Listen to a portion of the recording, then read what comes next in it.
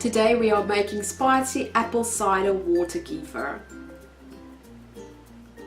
This is also a two-part recipe.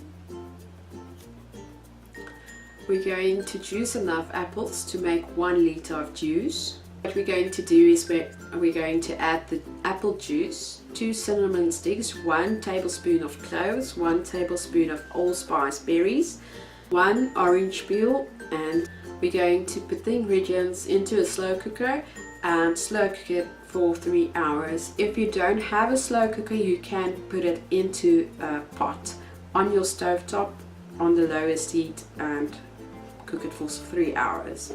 When doing this, you'll really enjoy the winter spices that will fill your kitchen. When done, pour it through a sieve and catch all the pieces and let the juice run through.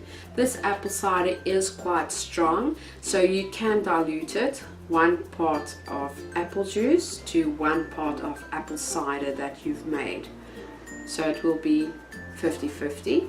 So this 1 liter can make 2 liters. Okay, this is now part 2.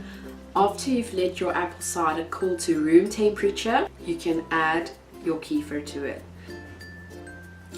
Okay, firstly, get your kefir ready. We are going to use 500 ml of apple cider and 500 ml of water kefir.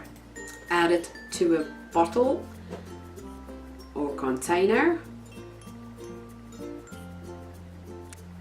And here comes the 500 ml of finished water kefir.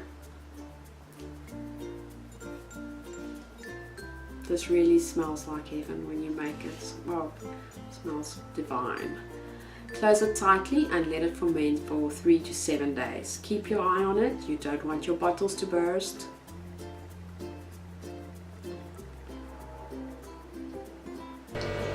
Again. Ooh, ooh, ooh. No.